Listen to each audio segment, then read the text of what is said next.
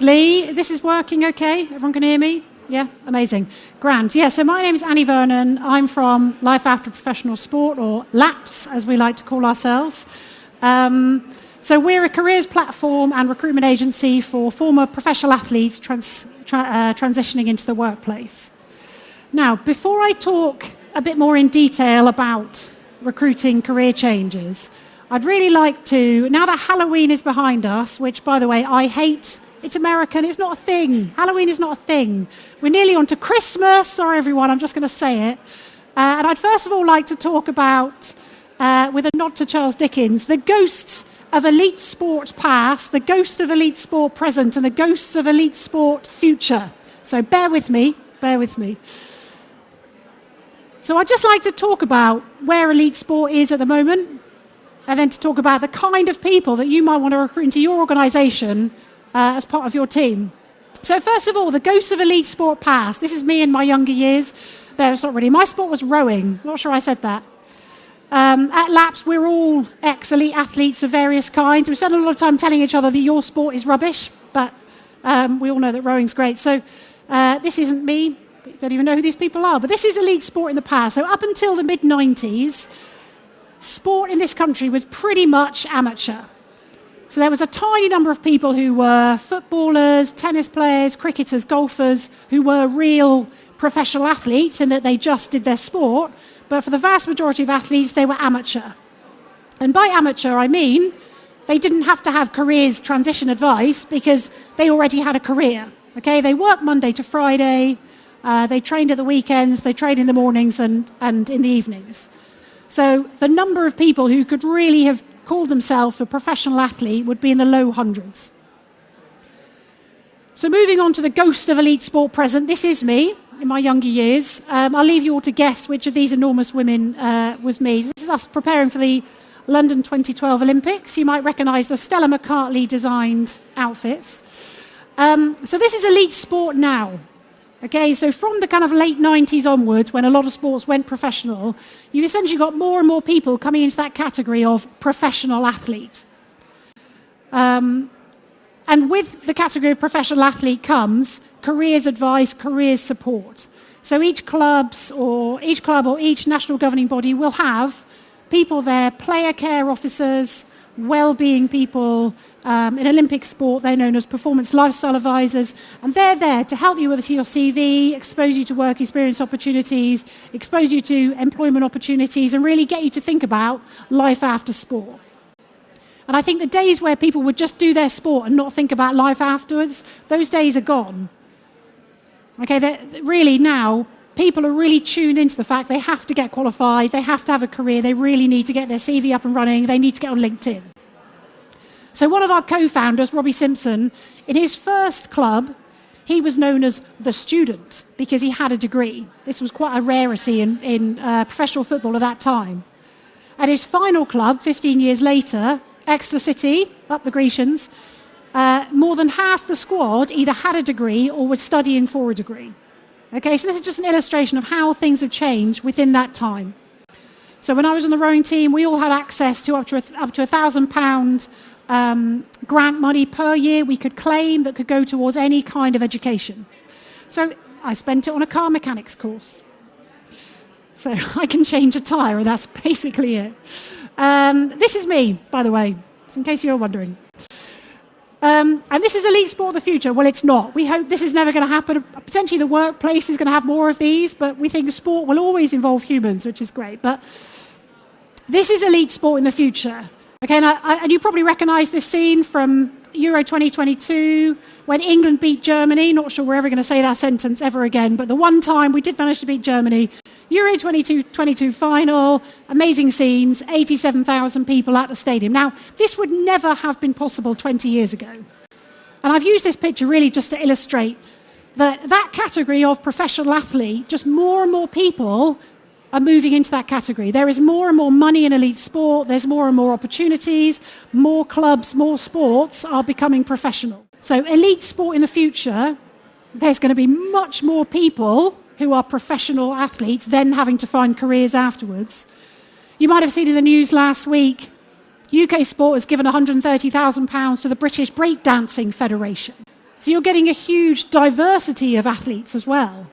People from a much more diverse background, much more diverse life experience, who are now able to compete full-time professionally. And again, will need to be a career changer.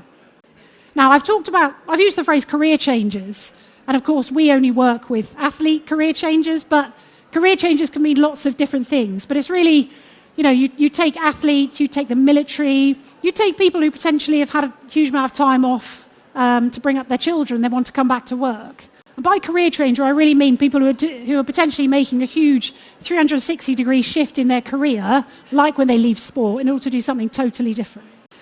So elite sport in the future are going to be more scenes like this, more people, more opportunities, and more diversity.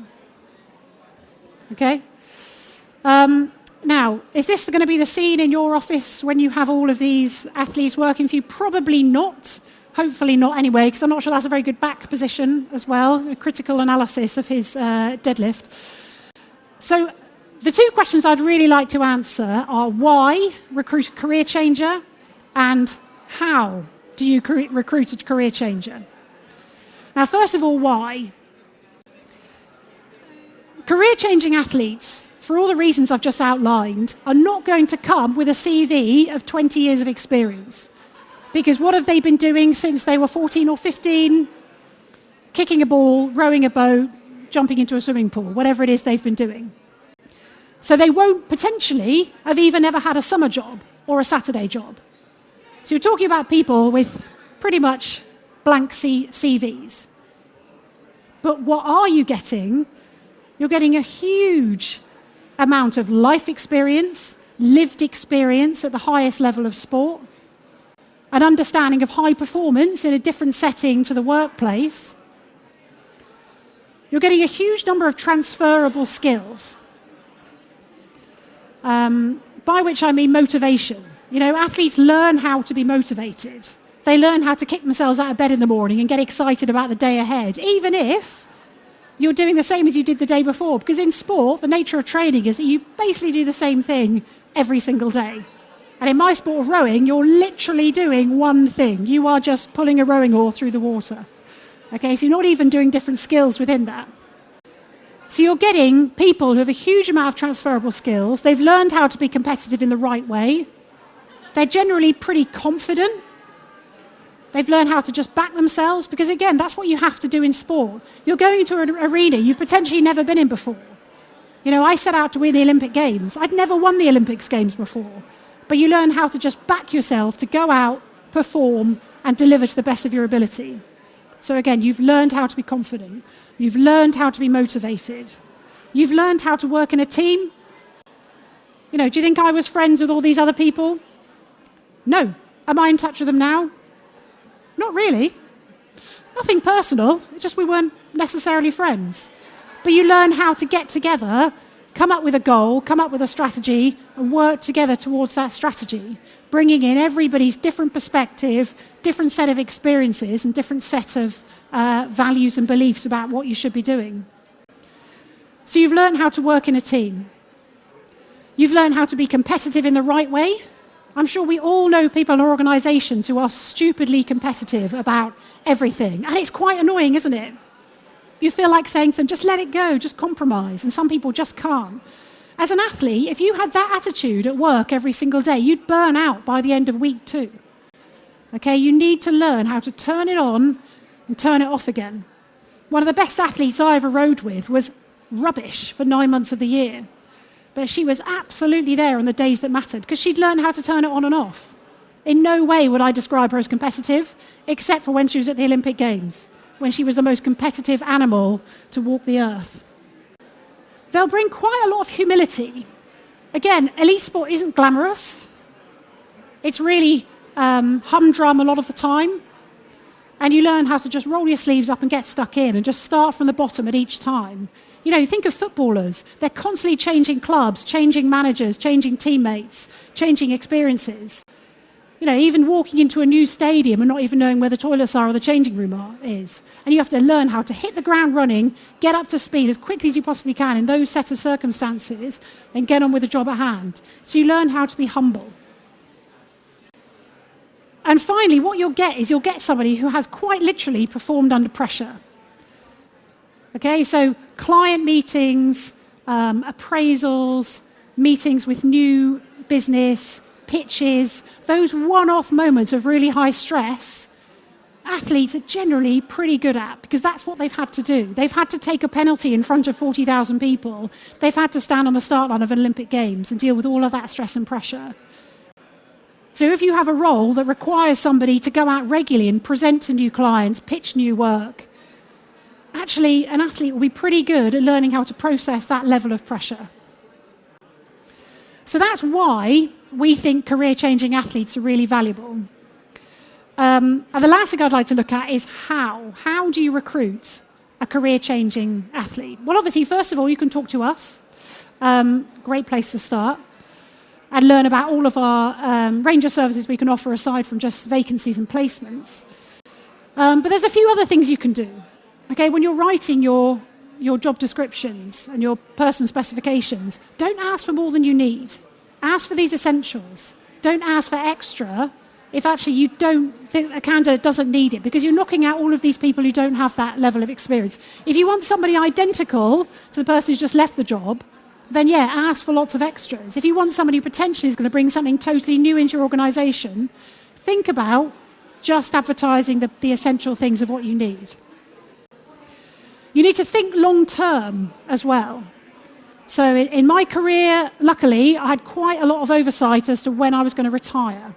So for some athletes, it's pretty much they have a few days. They might have a horrific injury, or if you've been following professional rugby, you know, the club might go bankrupt, they might lose their funding, they might be deselected.